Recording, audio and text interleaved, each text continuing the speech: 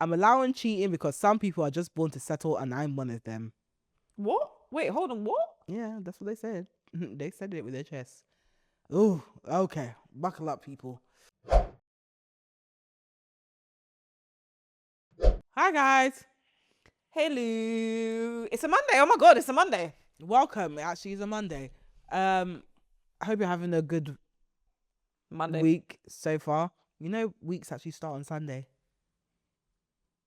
Do you do a Sunday reset? Guy, I ain't got time for all that performance. I survived the Sunday. I don't. You lot got a name for everything, please. Fuck. I do a Sunday reset. I get through Sunday. I don't know what the reset part is. You prep for Monday on a Sunday? No, because it's my Sunday. Fair. Why am I in Sunday? Why are you cutting your eye at me? What's your problem? Just Sunday reset. Let me rest. These are the 2 days they've given me. I'm not doing it caring about Monday. I am going to start, there's going to be one day a month that I'm going to keep the Sunday to myself. One Sunday a month I'm going to keep to myself. I keep all my Sundays to myself. I know you do. You know me. My mum. No, even God gets my Sundays. That's really bad. The friends are like, you must find the church. I'm like, where I can be in bed? Leave me alone, man. I swear all mothers say that. My mum is like, go to the church in your area. Find the church. Why? What did church do for you? Stephanie! God does many things. He's blessing us. I see how God's been blessing me, and I step foot in the church. He don't mind. When's the last time you went to church with me? Like, at my church? The Catholic church that I was baptized in. About your church. Yeah. Okay, so it's still my church. What's your problem? I got a picture standing in front of that church in my baptism dress. As do I now. I also had Holy Communion there. I said that I had Holy Communion there too. So what's your again, point? do you own the place? No, I didn't have Holy Communion there. Yes, I did. You I didn't. I did. No, you had St. Francis. No, I had my Holy Communion. Oh, it's confirmation. I had my, because I was a fast ass. I don't even know who I was trying. I bet I liked someone there. I bet I fancied someone at St. Francis because I had no business in my confirmation there. I don't know what happened. I wondered why you did that. I must have fancied someone. Could be a little pick me. Because you did it a year before me and it was in St. Francis. It was in St. Francis. She lives around why? I don't know why I did that. I must have fancied someone. Or maybe you just had friends there. Nah, I must have fancied someone as well. I don't know who. No. Who was in my confirmation class? I don't think anyone like that. No, those Sibu. It would not have been him. Didn't we go on a trip somewhere? Sibu. We went somewhere. Yeah, we all went to that Walsingham house. Yeah. Yeah. All I remember is Sibu. Some boy that looked like a girl. His eyebrows were arched. I can't remember his name. It was an annoying light-skinned guy. Sorry for watching this. You were annoying. Who else was there? I can't remember any of the girls. Yeah, I can't remember the girls. I must have had friends there, but I can't remember. Can I make a confession? What? I was in the midst of an EastEnders drama during my Walsingham house time. Why? So I fancied one of the boys that were in my confirmation class, but I was in a relationship with a man that was blackmailing me. The fact that we're that young. Because so this was happening during our confirmation. We were actually children. So many things were happening. We were actually children. Confirmation happens in like what, year 8, year 9? Year 9. I was being blackmailed to shit. I can't believe our lives. I remember I was crying in the church and everyone was like, the older girls were like, what's wrong? And I was like, I can't even tell you the EastEnders that's going on in my life with these boys. And yeah, I really fancied this boy. And he was like, but she's in a relationship. And my friends at the time were trying to say, no, she doesn't want to be in it. Like, it's very complicated because I've been blackmailed. Yeah, man. Whilst I should have been praying. Well, yeah, I don't know why I was at St. Francis, but I don't even know why I did my confirmation. I just wanted a new name. What is your name? Anastasia. Oh, that's a lovely name. Mine is Joan. It's because, and the reason it's Joan is because I wanted it to be Chantal. Is Chantal a saint? Who's Saint Chantal? Who the hell is that? So I looked up the saint and there was a Saint Chantal. So I was like, I want Saint Chantal. But I think her name was like Joan Chantal. So you just got I Joan. just got Joan. Do you know the craziest thing? I chose Anastasia before I knew it was a saint. It just happened to be a saint. I was like, I want Anastasia. I was like, let me see how I can work around this. And it was Saint Anastasia. I said, yeah. Well, There you go, Anastasia. damn. Not one person in this life has called me Anastasia. So why did we waste our time doing that whole ceremony? It ain't. It's actually not a real name. It's a scam. Wait, hold on. Because is that name down on paper anywhere? Nowhere does it say Anastasia. Nowhere. Who has called me Anastasia? I don't even look like Anastasia. Is it that name in spirit? So when you Russian princess. So when you go to heaven, is it like, can the Jones? I'm can not the Anastasias? because I forget that my name is Anastasia. I'm like, who the hell are you calling? Can the Jones cut? Everyone in the Jones line. Anastasia line. Anastasia's over here. Now I'll go stand in the Stephanie line that send us all to hell. They'll be like, this is not your confirmation name. What's your confirmation name? Like, what's it? I used that in years. Ain't no one called me that shit. I think there was a real thing. I just thought you had to do it to keep your place in secondary school. Because they'll start to suspect us. They were actually. Remember the test? Full-blown Muslims. We had to say a prayer. Yeah. Remember, we had to say a prayer in order for them to know that we go to They church. interviewed us and asked us, when's the last time we went to church? Where were we baptized? And made us say a prayer. Just so you know, I think it's the creed. Say Yeah. Say because the creed is one you know if you go, because the creed has changed, by the way. I didn't know. I swear to God, I learnt it like a couple of days before. I was like, you know me in Catholic, I don't know nothing. Amen. I don't know. Oh, When I'm waiting for the responses about peace be unto you, I don't know when to. I just be You're so annoying. I don't know what's going on. The thing is, I don't know what's going on. I know you'll come to church with me and you just be looking at me like, what we do there? Peace be unto you. Do unto him. Where's the bread? That's what I want to know. Where's the bread and the wine? I'm here for a good time. Have they stopped giving the whole congregation wine with the same cup? No. Post-COVID. Yeah. Post-COVID. Yeah. So everyone's still, and that one little cloth that they used to spread this with, by the way, not wipe it off, spread it. Yeah, but it's fine. It's because it's the blood of Christ. No, I don't care. That ain't the blood of Christ. The blood of Christ. That's a Melbeck. During the consecration. Cause that is During the some jammy red consecration- roux. That is some jammy red roux. During the consecration, it turns physically Cristiano, from wine, from the juice of a grape, into the blood. there's only so much blood that Jesus can have, Cristiano. There's only so much Now, blood if he can he get from turns the fish and fed the 3,000, Stephanie. Cristiano. If he turned the water into wine, Stephanie, he can turn the wine into his blood, Stephanie. How did they know it was 3,000? What do you mean? Who counted them? Somebody. Who? I don't So know. we'll stand there with a clicker next to him, like 1, 2, 3. Also, where'd you get all that bread from? And fish? 3,000 fish out of the sea? No, because he turned it. What? He turned what? He turned what they had into enough to feed the 3,000. For the 3,000. Someone counted I 3,000. also want you to know, It was 2 loaves of bread and 5 fishes, Cristiano. No, it was 2 loaves of bread and 5. I'm not here trying to question God, but it was 2 loaves of bread I just and want you 5 to know, fishes, this Cristiano. is the same God that How rained down mu- manna. Cristiano. Rained down manna. Remember, he rained down. It rained bread. Stephanie. Cristiano. This is the same God that it rained bread. Cristiano. Anything is possible. 2 loaves of bread and 5 fishes. When have you seen bread drop from the, Stephanie, when have you seen bread drop from the sky? You know what? If God can make I yeast- got my validation when they said that the Bible was written by a bunch of strange men in the desert.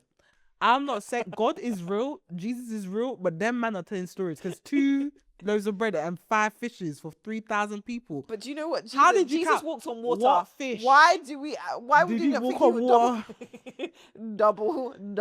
double? Did Moses part the sea or was it a tide path that uncovered? You know, like OC Island. We gotta ask questions. Cause 2 loaves of bread and 5 fishes. Even So, Jesus like okay, how raw. do we explain God making the manna fall from the sky? It rained bread. Tell me how. Tell me how he made the yeast. Could have been hellstones. Why did it taste like bread? Why were did you it not taste like eating it? manna? Could have been a yeast infection. Who knows? From the I sky. don't know. Something. Maybe the birds. Fair. The birds. I'm just saying. Cause how has my man turned water into wine, but now we're turning his blood into wine? Because that's what Christ has No, the Christian. power to do. That is jammy red roux. Okay. I listen. I believe, but one thing I'm not gonna allow to the church to do is take me for a fool. All right. I know where you order that bread. I found it. Fair. I found it because I wanted to order that big piece. That the priest one, said, the one big one. We always want it. And he'll break it up. And I'll there's waste it. The crisp, the crunch. And you can hear it in the mic. You can hear it in the mic. When he breaks that big one, the big daddy, and he takes a piece, he used to piss me the fuck off. Because you And really he'll should. share I it just amongst want his. Just give me the big one. But you know that his breath must stink. Because Yeah. one thing about that bread, when it sticks to the roof of your mouth, just know your breath is gone. White, tongue white. No, because it's a very fermented. It's like a fermented type of bread. It's a wafer. It's a wafer. They're calling body of Christ today. That dry thing. At least give us sourdough, focaccia, something with some butter. You're saying God, Jesus is dry that thing. Just dry. Just dry. So dry we gotta drink his blood just to wash it down. Really? I just think they're not doing a good job of, really creating an experience around this. If you're gonna lie, at least dress it up a bit. But when you hear the ding, that's when it changed. The ding. Yeah, is when it sure. changes Yeah. Oh, into that is blood. body and So we're out blood here of just Christ. drinking people's blood casually. Are we vampires? Again, someone's not thinking this through. We're just telling stories, but we're not actually thinking about the consequences. It's the fact that I want to get married in a Catholic church, and I don't know how I'm gonna break this to the person I would want to marry. This is gonna be so boring. Hey, Oh, hey! just don't let the bridesmaids sit on the sides where the statues are. I'm not doing it. I said Madonna Like a Prayer has scarred me for life. Why would you let that black man turn into a statue at the end? Also, you know damn well I've done everything in that church. You're so used to that church. It'll be fine. I mean, I know how to abandon, boy. They thought they got me at 2 when they baptized me there. Then I went to St. Francis for confirmation. Anyway, right. Sorry, Right, guys. what you did come for. It's away the from gist. Sorry, guys. Anyway, guys, let's get into some gist. So put that fake me in your calendar and let's get into it. Reddit realness. I'm allowing cheating because some people are just born to settle and I'm one of them. What? Wait, hold on. What? Yeah, that's what they said. They said it with their chest. Oh, okay. Buckle up, people. I'm a very fat, very ugly woman. For fuck's sake. Every possible thing about me is wrong. I'm a woman who can't give birth. I grow a full beard. I'm overweight and nothing pleasant to look at. Today, my boyfriend of 5.5 years went to get another hand job at another massage parlor, and it really just hit me while I looked at the pictures of the women he paid to touch him. I think I, as an ugly woman, need to just accept that some people are just too ugly for someone to choose to be faithful to. If he's saddled with this fat, ugly monster of a woman, maybe he should be allowed to pay to get touched by someone better to look at. I was planning on leaving him, but I can't. Both financially and emotionally, I can't, and maybe I shouldn't. The US This is and American. This is American. God, Jesus Christ. Trump, do something. Free these women. Free them every day. I can't afford. Ah, small NHS. My value in the dating game is generally so bad that I think I'll die poor and alone. If I let it continue, I'll at least have someone by my side. Anyway, that's it. I think as a fat, ugly woman, I should just be thankful that someone at all wants to spend any time with me. I'll likely never have sex again, but honestly, that's probably the case no matter what, so I don't know. To be clear, I know there's lots of pretty fat women, but I'm just not one of them. I'm fat, depressed, ugly, beard on face, lazy eye. It's just reality to accept that nobody will ever be okay with dedicating their entire sex life to the likes of me, And if I'm being completely honest, I fear it may be selfish to try and make someone. Not everyone is born to be loved and cherished and adored. I know for a fact that I'm in that camp because literally nobody in the entire world loves me and hasn't for the entire 26 years I've been alive. My dad wants to abort me and has nothing to do with me. Who told her that? Anyway, sorry. My mum trafficked me with her boyfriend when I was young. Ah. My sister is no contact with me. My boyfriend of over 5 years uses sex workers. I've never even gotten a promotion. I'm inherently unwanted. I'm alone and I think I have to accept that I will always be alone for my own sanity. Whether it's love, loyalty, attraction, it's not meant for the likes of me. And that's the reality. That's so sad. I'm going to put this in the most Stephanie way possible. Men fuck goats. Sheep are being displayed in Afghanistan as we speak at a festival where they are literally being displayed to be touched by men. What the fuck? Yes, I know. The ones with the jiggly butts. Yeah, I literally saw someone jiggling the sheep's butt. Please stop attaching your worth, your own self-value to the attraction that you get from men or men finding you attractive. It doesn't, like, I can't tell, as someone who's been in that space where it's like, oh, I'm judging my self-worth based on how much attention I get or, you know, how someone's treating me. It is pointless. It is never a reflection of you. If you are actively deciding that your own value is determined by your looks or how you perceive yourself, not even you perceive yourself, because you're perceiving yourself in the worst way possible, if I'm being honest with you, or how others perceive you or how they treat you when they're down and out wrong, it's a dangerous place to be in. Because look how you're speaking. Sorry. I was gonna say, because this is deeper than her own. How she came in here was just like, oh, I'm this, I'm that. It's so much. I think I went through so many emotions when you were reading this, but I think something that's really key is her understanding what the world is like, because I think she's got such a very skewed view of the world, in the sense that she's a victim of abuse on abuse. And actually, she's doing really well for someone that's had such a historical, like, it's the reason her sister and her are no contact is possibly because of that abuse.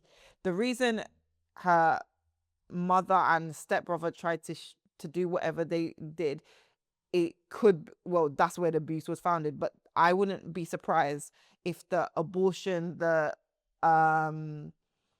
foundational relationship of their parents was through some form of abuse there as well. Like, everything seems unhealthy. So if your foundations of, not to say, okay, how can I put this? Sometimes people do things and it's not your fault, but you bear the consequences of it.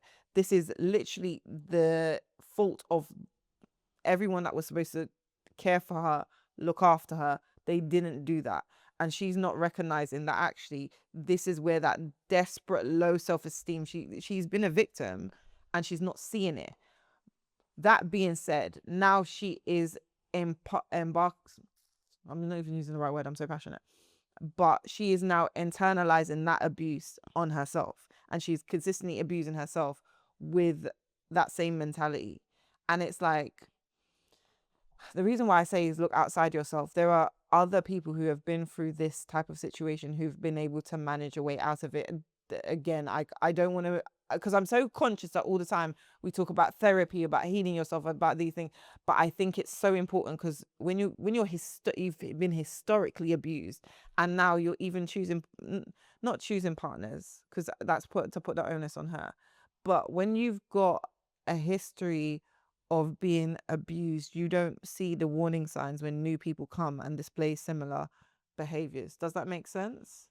Yeah, and I'm gonna speak as someone who didn't have the best foundation. I'm not saying that I went through the level of abuse that you went through, but I didn't have a great foundation.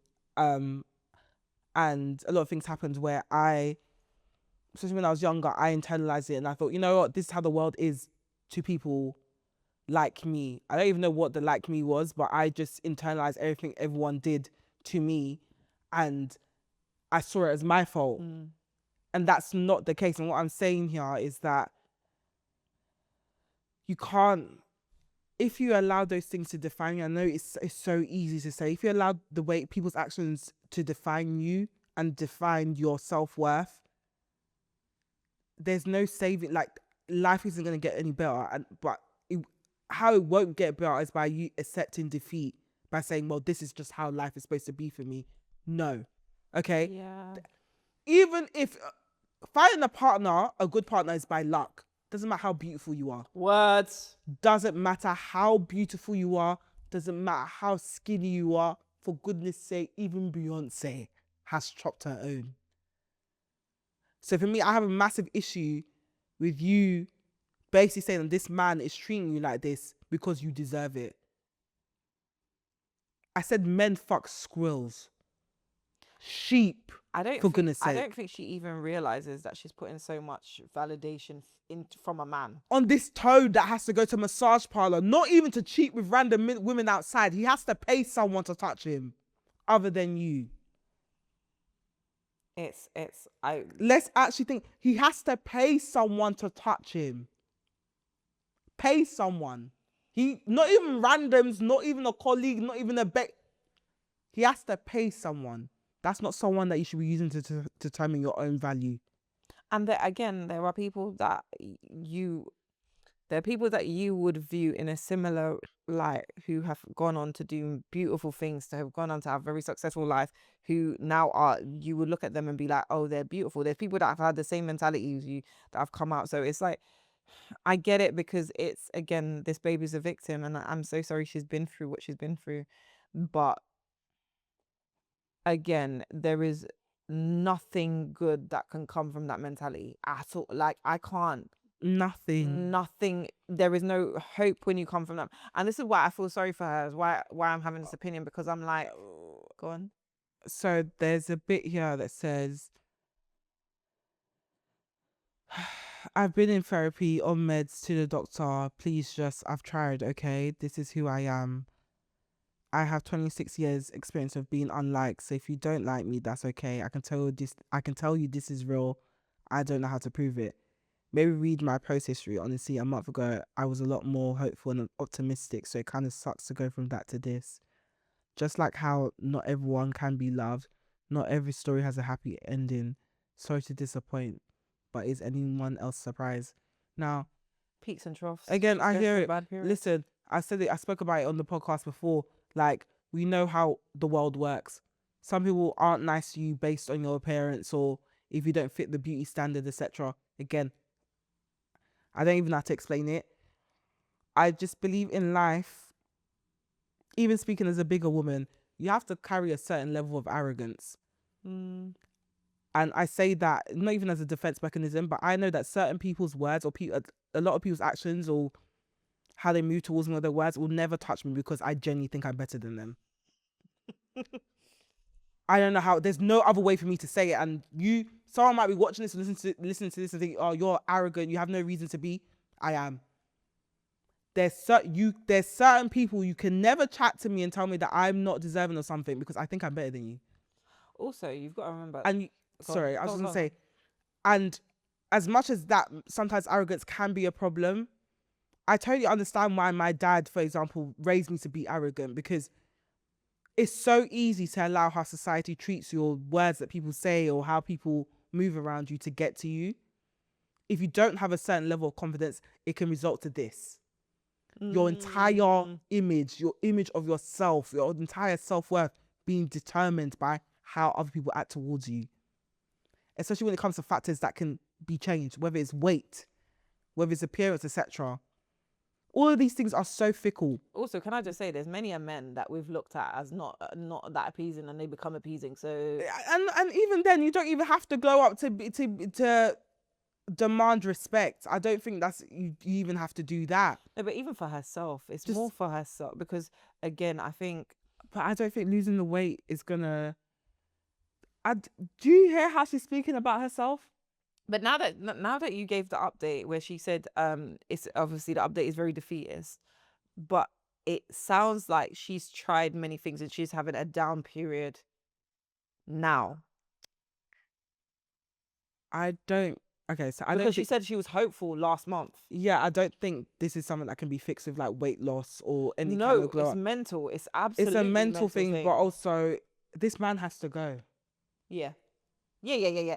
because he's not even helping. But remember, this is probably where I come from. My concentration is so much on her. I'm like, I hear it, but that's what it's she's triggering watching it. the man pay someone else to touch him. It's triggering it. To be fair. And if you dislike someone so much to the point where you go outside to pay for someone else to touch you, why are you there? Yeah. No, 100%. Cuts that off first. But I feel like, again, her putting up with this is a sign of the insecurity. And until she starts to, and I get your mentality because you're like, cut the man off first and then you can work on yourself. But I also think there is a level of something she's willing to put up with because she thinks that's her worth. And I believe if you fix that first, then it'll be easier to just get rid of the man. The thing is, I don't want to be ignorant and say that, oh, yeah, go to the gym, lose the weight, and no, but it's not about the weight; it's about the mentality. But like the weight is not the weight isn't. I hear it, but if you're feeling, say you're feeling the pain in your side, there's a needle in your side. How do I explain it? It's like almost like, okay, I get what this you're saying, person that's a trigger. is triggering this emotion, and even I know for myself. When I used to keep a useless man that used to neg me up and down, literally sit there and think of something to say to make me feel shit about myself. The moment I clocked what he was doing, remove you. Because none of what you're saying matters always. Neither is it true. Yeah. If it was true, why are you here? In truth. So the moment I cut that off, it allowed space for actual genuine love. Someone that loves me, encourages me, uplifts me, and made me realize that all of the things this guy was saying to me are lies. But I wouldn't have been able to make room for that. My concern is though, if she hasn't, so yes, by all means cut the man off. I'm not saying no, cut him off, please. Cut that dirty man before you bring something into your house too. But your word. But my thing is, if you don't fix, if the man is what's given her small validation, which is why she's thinking to keep him, right? Whatever it's weird validation, but some kind of validation. If she cuts off that man and she hasn't fixed the issue that she feels within herself, it still leaves room for someone else to come and bring their own bad behavior. And just because it doesn't look the same like his bad behavior doesn't mean, I've said this previously about like, if you're accepting a pattern of behavior and you don't realize you're accepting that pattern of behavior, it's just the same present in different boxes each and every time. Yeah. You get what I mean? So that's why I'm kind of like, I hear it. I just don't think it's, but also I still just don't think it's healthy for her to keep this man around. No. I don't think she'll be able to do meaningful work on herself with him around. Fair. Get rid of him though. Yeah, get rid of him. But the priority to keep a man that makes you feel like shit like that, like to the point. Again, we've all been there to some extent where keep a man around it's making you feel like shit. Like you can't do any meaningful work with this person. Yeah. Do you get what I mean? You have to get rid of them. No one should be making you pushing you to a point where you're speaking to you about yourself like that. No matter what I'm going through, I've promised myself, especially in my 30s, I'll never describe myself as ugly or negative words. I don't care how many pounds I put on. I'm never opening my mouth to say that I'm ugly. Never. Also, I think it's a very good practice to have enough. And obviously, this is something that people have to work towards if they don't have it naturally. But have enough gumption or bravery that even if you love somebody, love them bad, if they are making you feel worse about yourself, cut it. Nothing is worth losing your self-love, losing your self-esteem.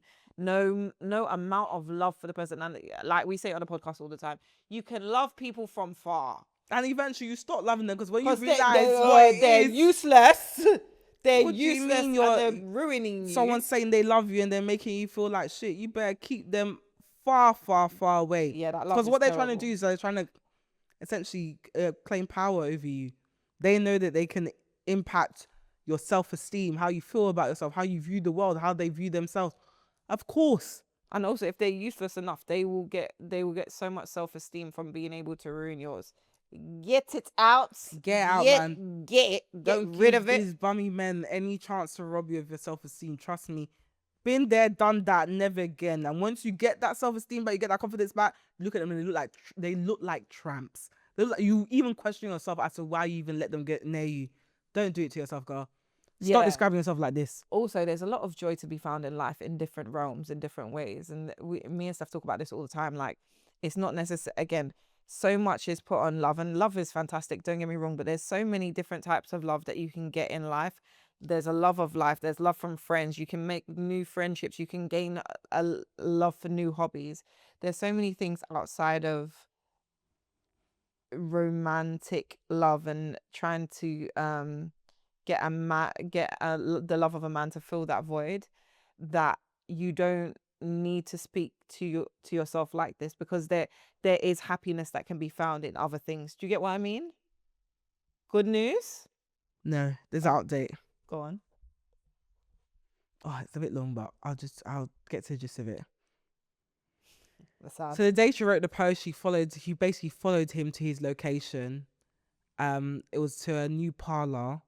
He went to one that was 4 minutes down the road from her job, sorry. Her boyfriend's car was the only one in the driveway.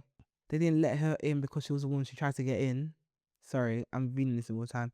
He called 3 minutes later. His location was off and says he's on his way home.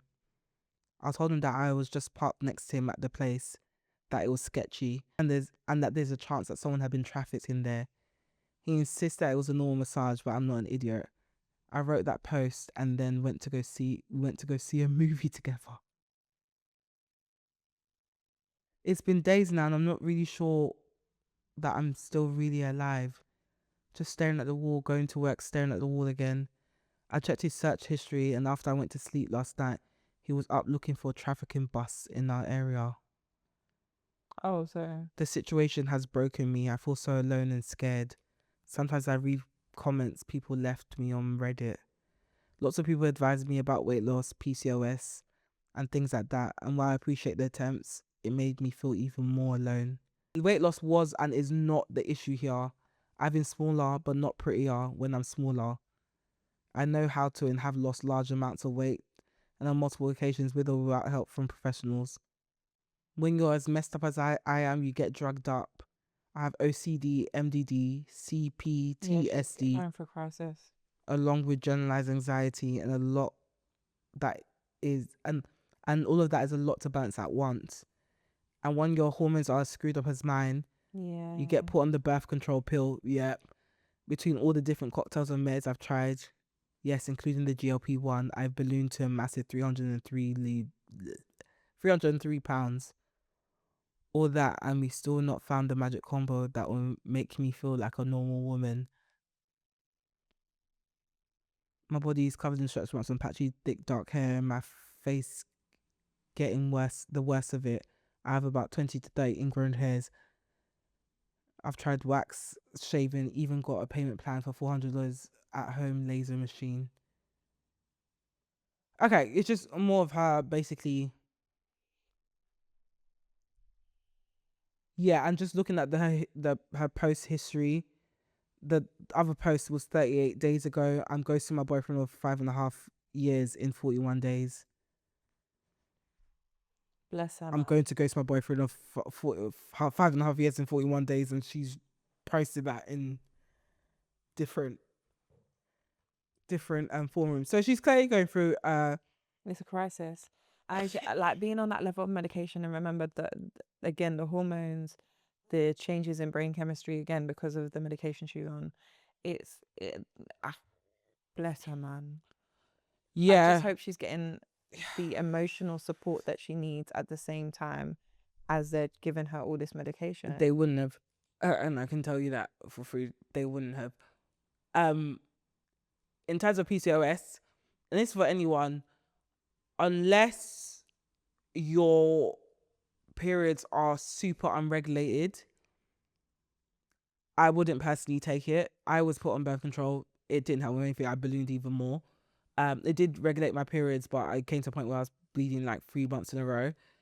I would say take it for as long as you need to, but try and one push for actual scans and the blood tests to actually determine what, because there's different types of PCOS and it manifests in different ways. So actually know what's out of whack, what actually needs attention.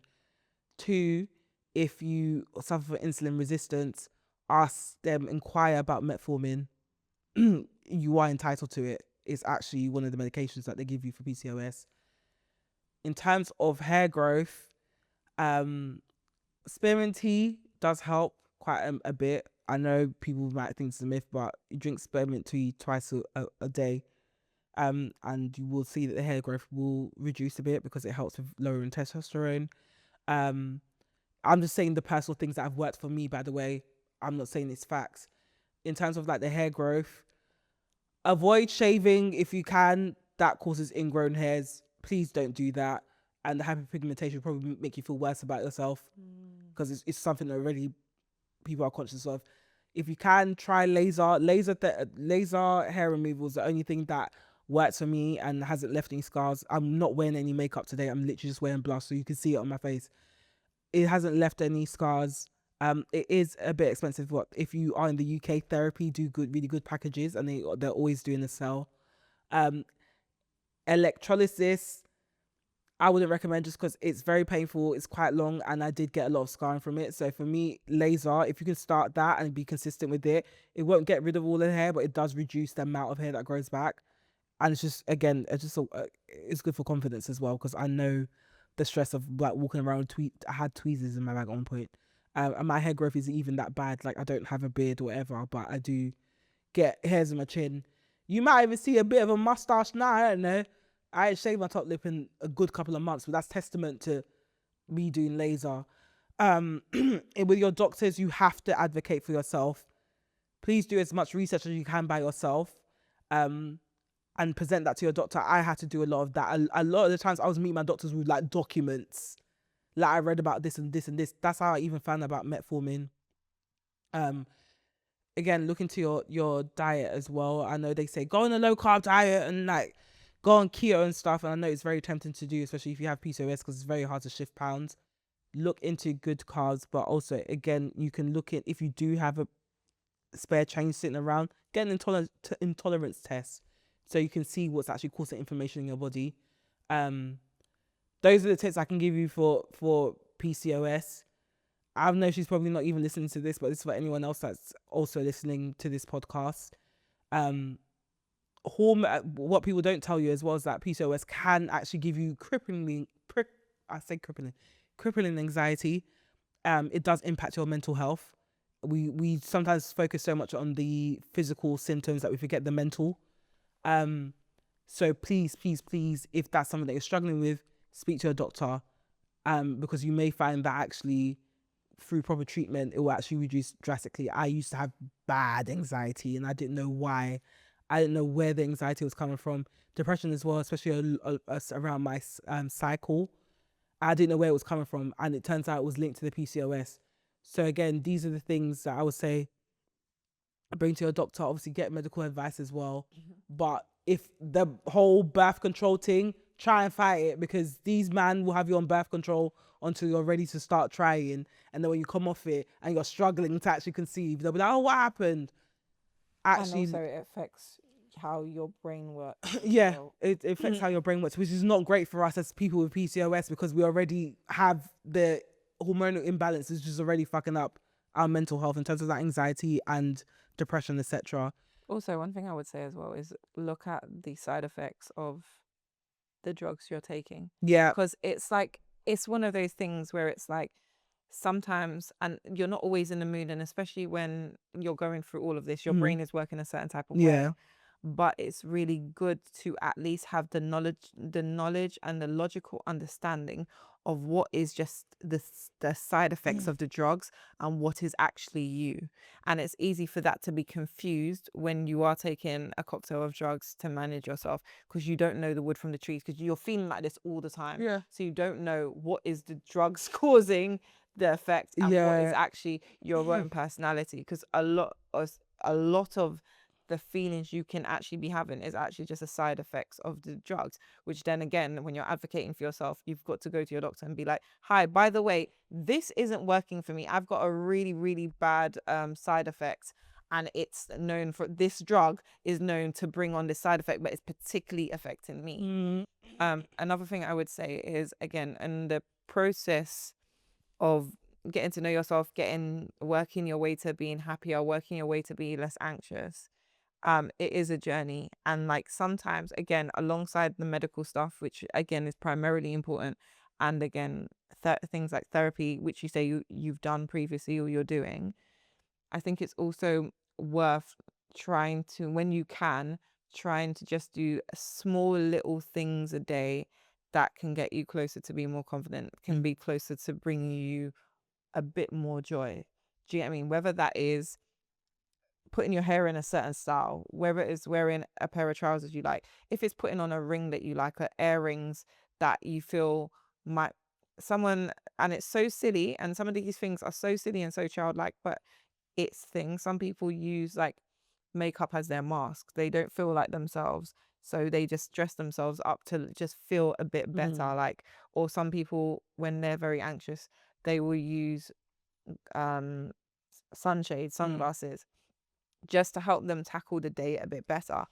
These are not all things that have a drastic effect, but it can be little things that you use to protect yourself and to kind of stand up for yourself in the days where you feel shit, whilst doing all the rest, and being mindful that it might be the medication that may be making you feel away, or just understanding that this is where you're at right now, but it might not necessarily be your future. Does that make sense? Yeah. And I know that those antidepressants can make you feel like a goddamn zombie, because I don't know, the few months I was on it, oh Lord, I struggled to crack a joke, and that's when you know it's bad. Also another one with the PMOS. I highly recommend my install as well.